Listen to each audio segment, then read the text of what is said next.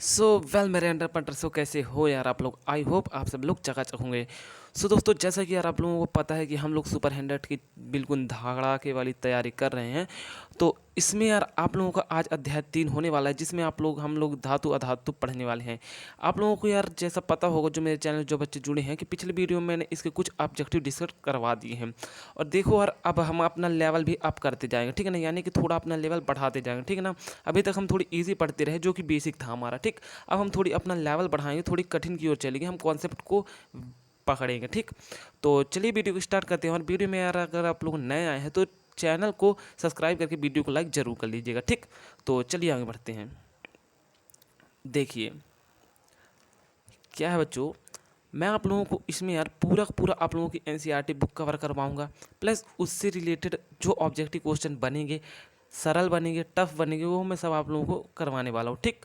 तो चलिए देखिए, सबसे पहले पॉइंट में आप लोगों को क्या दिया है यार, कि तत्वों को उनके गुणधर्मों के आधार पर धातु एवं अधातु में वर्गीकृत किया जाता है, ठीक ना। देखो, जो तत्व होते हैं, जैसे आप लोगों को हो गया हाइड्रोजन, हो गया हीलियम, हो गया लिथियम, हो गया बेरिलियम, हो गया, ठीक ना। उनको उनके गुणधर्म के आधार पर क्या किया जाता है, वर्गीकरण किया जाता है। गुणधर्म यानी कि जैसे कि वो तन्य है, ठीक है ना, तन्य है, या तो फिर आघात वर्धनिकता है, ठीक है ना, या तो फिर चमकदार ज़्यादा है। इस आधार पर उनको वर्गीकृत किया जाता है। अब कैसे वर्गीकृत किया जाता है, क्या किया जाता है, वो सब हम इस वीडियो में देखने वाले हैं, ठीक। देखिए, अब देखिए कि धातु के उदाहरण। अब देखिए कि धातु होता क्या चीज़ है, ठीक है ना। तो धातु को उदाहरण हो गया, जैसे कि आप लोगों का हो गया आयरन, हो गया एल्यूमिनियम, हो गया चांदी, हो गया कॉपर, हो गया लोहा, हो गया, ठीक है ना। ये सब आप लोगों को क्या हो जाते हैं, धातु हो जाते हैं, ठीक। अधातु क्या हो गए, अधातु अधातु क्या होते हैं, हाइड्रोजन हो गया, नाइट्रोजन हो गया, सल्फर हो गया, ऑक्सीजन हो गया, ठीक है ना। ऐसे लकड़ी हो गई, ये सब आप लोगों को क्या होते हैं, अधातु होते हैं, ठीक। अब हम लोग पहचान किस प्रकार कर पाते हैं यार, कि ये धातु है सर और ये अधातु है, इसका हम लोग पढ़ने वाले, ठीक। और देखिए यार, जो वीडियो का सबसे मोस्ट पार्ट होने वाला है ना, वो सबसे मोस्ट पार्ट आप लोगों को क्या होने वाला है, ये जिससे यार सुपर 100 में ज़्यादातर क्वेश्चन पूछे जाते हैं। आप लोग भी देखिएगा, 2019 का देख लीजिएगा, 2020 के देखिएगा, 21-22, ज़्यादातर रासायनिक धातु के रासायनिक गुणधर्म से पूछा जाता है कि धातु की अगर अभिक्रिया किससे होगी, ऑक्सीजन से होगी तो क्या बनेगा, अगर उसकी HCl से क्रिया हाइड्रोक्लोरिक अम्ल से होगी तो क्या बनेगा, ठीक है ना, तनु सल्फ्यूरिक अम्ल से होगा तो क्या बनेगा, ये सब ज़्यादा पूछता है, ठीक ना। तो मेन पॉइंट हमारा ये रहेगा। इससे पहले यार हम लोग बेसिक डिस्कस जरूर करेंगे, ठीक। तो देखिए देखिए भौतिक गुणधर्म। देखिए इधर गुणधर्म दिया गया है, धातु है या धातु। देखिए सबसे पहले तो धात्विक चमक। धात्विक चमक देखिए, धातु की सतह चमकदार होती है।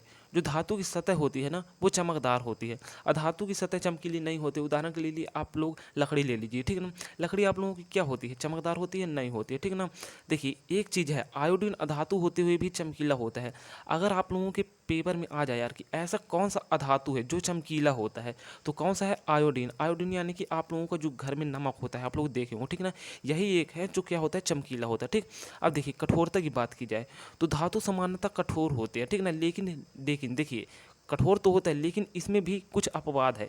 जो लिथियम हो गया, आप लोगों का सोडियम हो गया, पोटेशियम मुलायम होते हैं और इन्हें चाकू से भी काटा जा सकता है। ये समझिए, एक आप लोग की पॉइंट समझिए, ठीक है ना। इन्हें क्या किया जा सकता है, चाकू से भी काटा जा सकता है।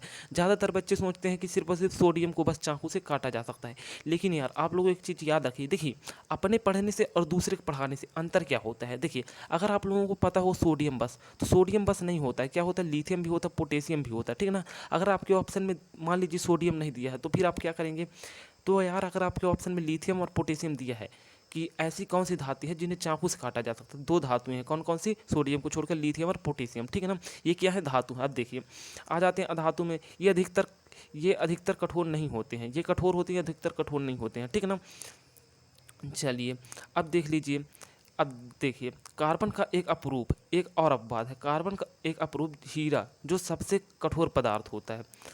अब सर ये तो बोला गया है कि धातु जो होते हैं वो तो कठोर नहीं होते हैं, लेकिन इसमें भी एक अपवाद है कि जो कार्बन का एक अपरूप है ना। देखिए कार्बन के अपरूप कौन कौन से, ग्रेफाइट हो गया, हीरा हो गया, ठीक ना। ये कार्बन क्या होते हैं, अपरूप होते हैं। तो उसमें से एक अपरूप हीरा, ये सबसे ज़्यादा यार पृथ्वी में कहा जाए ना, तो सबसे ज़्यादा कठोर पदार्थ होता है हीरा, ठीक। इसका उपयोग कहाँ किया जाता है, ग्लास काटने में। क्या काटने में सर, ग्लास काटने में किया जाता है, ठीक। पूरी पूरी यार एक से एक जानकारी आप लोगों को दूंगा, ठीक। चलिए अब देखिए रूप की बात की जाए, ठीक ना। अरे तेरे रूप में आया मैं। देखिए अब रूप की बात की जाए, रूप में क्या होता है, धातुएं कमरे के ताप पर ठोस रूप में पाई जाती हैं। जो धातुएं होती हैं वो कमरे के ताप पर ठोस रूप में पाई जाती हैं। ठोस रूप में कैसे, मतलब कि कोई भी धातु हो गया, जैसे आप लोगों को लोहा हो गया, वो कमरे का ताप कितना होता है? सबसे पहले आप लोग ये मेरे को कमेंट में करके बताइएगा ना, कमरे का ताप कितना होता है? कितना होता है बच्चों? 25 डिग्री सेल्सियस, ठीक होता है, ठीक है ना, कमरे का ताप। तो कमरे के ताप पर जो धातु होते हैं, ठीक है ना, वो क्या होते हैं? ठोस होते हैं। लेकिन एक धातु है, कौन सा? मरकरी, जिसको क्या कहते हैं? पारा। इसको छोड़कर बाकी सब क्या होते हैं? ठोस होते हैं, ठीक। अब देखिए अधातु जो होता है ये क्या होता है? क्या होता है? अधातु जो होते हैं ठोस या गैसीय रूप में पाया जाता है, ठीक है ना। गैसीय रूप में कैसे? जैसे कि आपके कमरे में क्या होगा? ऑक्सीजन होगा। ऑक्सीजन क्या है? अधातु हो गया। और अधातु भी ठोस होते हैं। ठोस उदाहरण के लिए आप लोग देख सकते हैं कि लकड़ी आपके कमरे के ताप यानी 25 डिग्री में क्या रहेगी? वो ठोस ही रहेगी, ठीक ना। लेकिन यार बच्चों एक बात आप लोग याद रखिए, केवल ब्रोमीन को छोड़कर, ब्रोमीन जो होता है वो कमरे के ताप पर क्या होता है? तरल होता है, ठीक। चलिए आघात वर्धनिकता, ठीक। आघात वर्धनिकता क्या है? धातुओं में क्या है? कुछ धातुओं को पीट कर पतली चादर के रूप में परिवर्तित किया जाता है, ठीक ना। धातुओं को आप लोग पीट करके पतली चादर में परिवर्तित कर सकते हैं, ठीक। लेकिन एक बात और, ठीक, देखिए क्या है, और अधातुएं अघातवर्ध नहीं होती है, ठीक है ना। अधातुएं क्या होती हैं? अघातवर्ध नहीं होती है, ठीक। इनको आप लोग नहीं पीट सकते। आप लोग यार बताइए, लकड़ी को आप लोग पीट सकते हैं? लकड़ी को आप लोग पीटेंगे तो क्या होगा? ऑक्सीजन को आप लोग पीट सकते हैं? नहीं पीट सकते। पीट कर चादर में बना सकते हैं ऑक्सीजन को? कहाँ सर, नहीं बना सकते, ठीक। लकड़ी को भी नहीं बना सकते। पीटेंगे तो क्या हो जाएगी? वो अच्छी से पीटा जाएगी, ठीक। अरे हम हैं बघेली बघेली। अब देखिए बहुत पॉइंट दिए हैं इसके, ठीक है ना। आप लोग यार एक दो पॉइंट पढ़े होंगे। अगर आप लोग पूरे पॉइंट पढ़े हैं यार तो मेरे को आशा है आप लोगों से, अगर आप लोग सुपर हैंड्रिक की तैयारी करते हैं तो आप लोग इतना तो किए होंगे। लेकिन यार आप लोग एक तरीके से अगर कर भी लिए तो रिवीजन समझिए आप लोग अपना, ठीक है ना। अब देखिए तन्यता, तन्यता क्या होती है? तन्यता समझिए आप लोग, ठीक है। देखिए क्या है तन्यता? तन्यता क्या चीज़ होती है समझिए। धातुओं को पतली तार के रूप में खींचना क्या कहलाता है? ये क्या कहलाता है? तन्यता कहलाता है, ठीक है ना। ये धातुओं को आप लोग क्या कर सकती है? ये पतली तार के रूप में खींचा जा सकता है धातु को। लेकिन अधातुओं को नहीं खींचा जा सकता। जो अधातुएं होती है वो तन्य नहीं होता है, यानी कि उसको खींचने योग्य नहीं होते हैं वो, ठीक। अब देखिए ये क्या हो गया? अब देखिए विद्युतीय तो फिर ऊष्मा के चालक। अब धातुओं और अधातुओं में देखते हैं कि विद्युत का या ऊष्मा का उन पर क्या प्रभाव पड़ता है। किन पर सर? धातुओं और अधातुओं पर। देखिए धातुओं पर क्या होता है कि सामान्यतः धातु विद्युत व ऊष्मा की सुचालक होती हैं, ठीक है, एक बात ये हो गई। लेकिन सीसा एवं मरकरी कुचालक होती हैं। सीसा एवं मरकरी धातु तो हैं, ठीक ना, सीसा और मरकरी धातु हैं, लेकिन ये क्या है सर? कुचालक हैं। ये भी एक अपवाद हुआ आप लोगों का, ठीक। अब देखिए सामान्यतः अधातुएं ऊष्मा की क्या होती हैं? विद्युत व ऊष्मा की क्या होती हैं? कुचालक होती हैं। सामान्यतः अधातुएं, ठीक ना। लेकिन ग्रेफाइट सुचालक होता है। अधातु होते हुए भी ये क्या हो जाता है? सुचालक होता है, ठीक है सर। हाँ सर, ठीक है। अब देखिए अब देखिए घनत्व देख लेते हैं। अब इनमें घनत्व में क्या अंतर आता है धातु और धातु में, हम लोग ये देखते हैं, ठीक। देखिए सामान्यतः अधिक घनत्व व उच्च गलनांक, इनमें क्या होता है? देखिए जो आप लोगों की धातु होती है ना उसमें अधिक घनत्व होता है और उच्च गलनांक होता है। उदाहरण के लिए सोडियम एवं पोटेशियम का घनत्व तथा गलनांक कम होता है, लेकिन सोडियम और पोटेशियम एक ऐसे अधातु हैं, बोल तो धातु हैं, जिनका घनत्व और गलनांक कम होता है, ठीक। लेकिन इनको छोड़ करके अन्य धातुओं का घनत्व और गलनांक उच्च होता है, ठीक ना, किसमें? धातुओं में, ठीक है सर। अब देखिए बात की जाए किसकी? अधातु की। सामान्यतः अधातु का घनत्व व गलनांक कम होता है, ठीक है। चलिए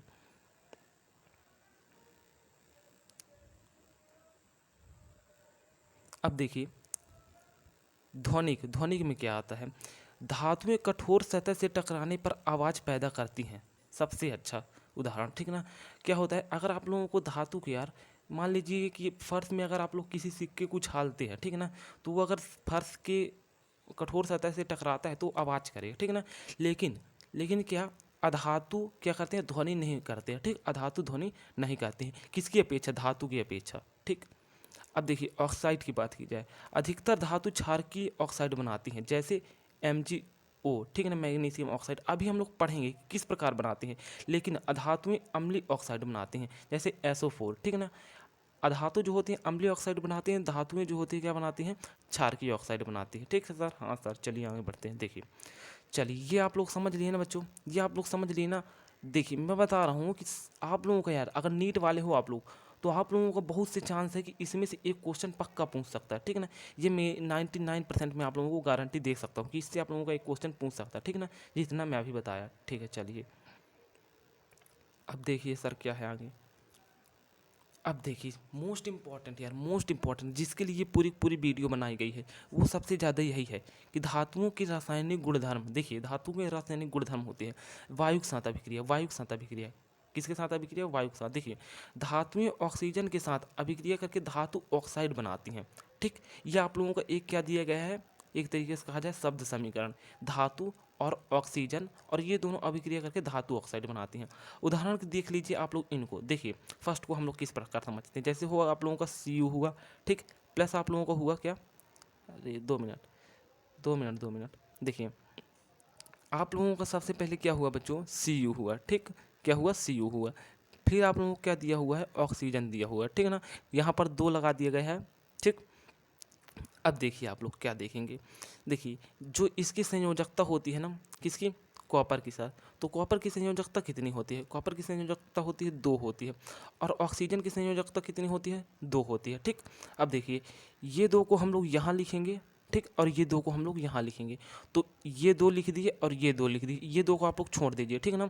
ये मतलब इसका मतलब है कि 2 ऑक्सीजन है यहाँ, ठीक है ना, लेकिन एक ऑक्सीजन की संयोजकता कितनी होती है, 2 होती है। ठीक, तो यहाँ पास 2 हो गया। अब देखिए 2 एक कम 2, 2 एक कम 2, तो सिर्फ और सिर्फ इधर बन के क्या आ जाएगा अगर आप लोगों का CuO, कैल्शियम ऑक्साइड, जो आप लोगों को यहाँ दिया हुआ है, ठीक है, कैल्शियम ऑक्साइड। और यहाँ पास 2 क्या करके लिए, किस लिए लगाए गए हैं, संतुलित करने के लिए, जो कि मैंने आप लोगों को बता दिया है, ठीक है ना। अब देखिए यहाँ पास आप लोग संयोजकता, संयोजकता क्या है आप लोगों को पता होगा कि देखिए कोई भी तत्व जितने इलेक्ट्रॉन, ठीक है ना, जितने इलेक्ट्रॉन अपने बाह्य कक्ष को पूर्ण करने के लिए देता है या तो फिर लेता है, आदान प्रदान यानी कि होता है, उसी को हम लोग क्या कहते हैं यार, संयोजकता कहते हैं। ठीक, तो कॉपर की संयोजकता 2 हुई और ऑक्सीजन की संयोजकता 2 हुई, और इनको हम लोग क्या करते हैं, त्रियक गुणा। आप लोग इसको किस में सीखे होंगे पता है, इसको आप लोग 9th क्लास में सीखे होंगे, 2 एक कम 2, 2 एक कम 2, ठीक है ना, यानी कि कैल्शियम ऑक्साइड आप लोगों का बन गया। ठीक, ठीक, ये किसके के साथ, अब देखिए धातुओं का ऑक्सीजन के साथ अभिक्रिया हो गई, ठीक है ना। चलिए अब देखिए इसी प्रकार मैग्नीशियम में भी दिया हुआ है, ठीक है ना, ठीक, इसी प्रकार भी मैग्नीशियम में दिया हुआ है, इसका संयोजकता 2, इसका संयोजकता 2, 2 कम 2 हुआ, ठीक है ना, तो सिर्फ और सिर्फ मैग्नीशियम ऑक्साइड इधर बन गया। ठीक, और इसका भी इसी प्रकार है जिस प्रकार मैंने आप लोगों को समझाया, ठीक ना। आप लोगों को 3 उदाहरण दिया हुआ है, आप लोगों को यार तीनों उदाहरण आप लोगों को याद कर ले रहे हैं, ठीक है ना।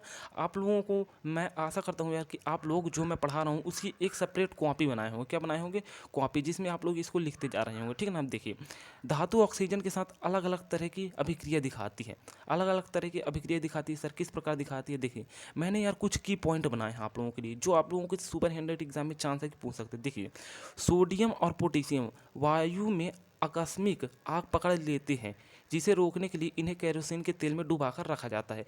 किन्हें किन्हें रखा जाता है, किसे रखा जाता है, सोडियम को रखा जाता है, और किसे रखा जाता है, पोटेशियम को भी। ज़्यादातर लोग सोचते हैं सर सोडियम बस को, नहीं बच्चों, पोटेशियम को भी रखा जाता है, ठीक है ना, किसमें, केरोसिन यानी कि मिट्टी के तेल में रखा जाता है। ठीक, चलिए देखिए यार ये जो चैप्टर है इनमें ज़्यादातर थ्योरिकल क्वेश्चन पूछते हैं यार। अब कोई बच्चे बोलते हैं कि सर आप लोग आप पढ़ाते हैं तो क्या ये आएगा, अरे यार आप लोग पढ़ो तो पहले, आप लोग उसको पढ़ो तो आएगा ना आएगा उसको देखा जाएगा।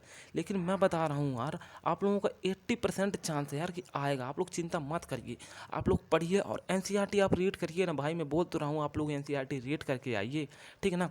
चलिए अब देखिए यार आप लोगों को भी विश्वास बनाना होगा, और मैं तो विश्वास लगाया हूँ आपसे, ठीक है ना। देखिए अब देखिए मैग्नीशियम हो गया, एल्युमिनियम हो गया, जिंक हो गया, लेड हो गया, ठीक है ना, वायु के साथ धीरे अभिक्रिया करते हैं, ठीक है ना। इन धातुओं पर ऑक्साइड की परत चढ़ जाती है, ठीक है ना।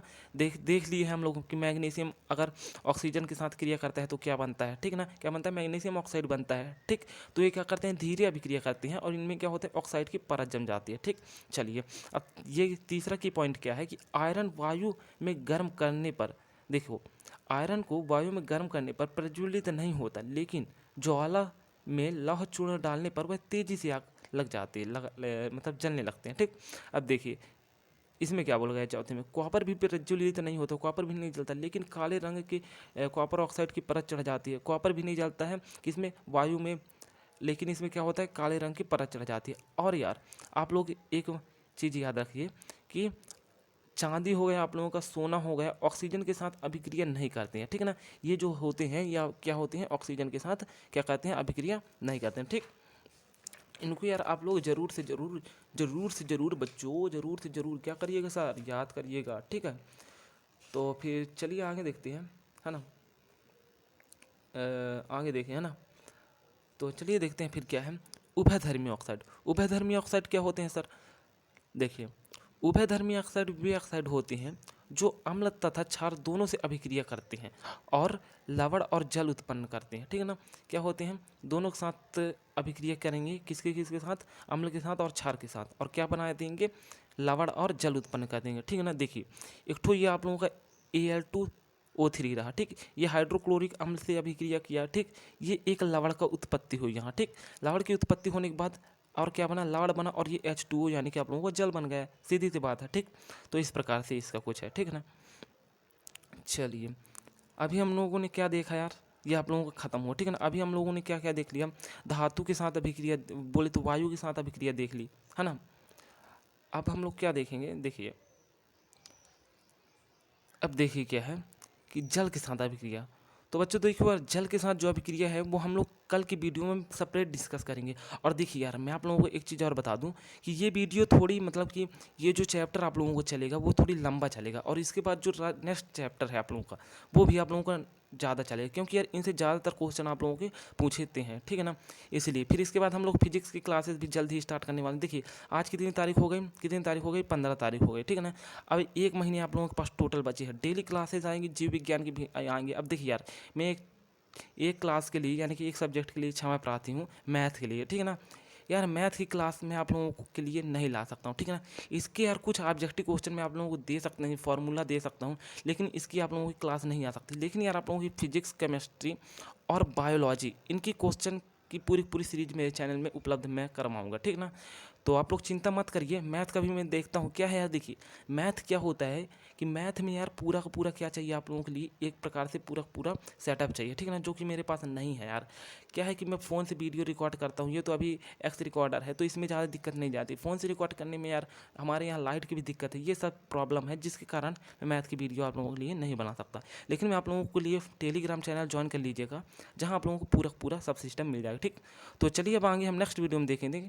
तब तक के लिए यार जय हिंद, वंदे मातरम। और देखिए, चैनल को सब्सक्राइब जरूर कर लीजिएगा बच्चों, ठीक है ना। तो चलिए, मिलते हैं नेक्स्ट वीडियो में। चलिए, ठीक।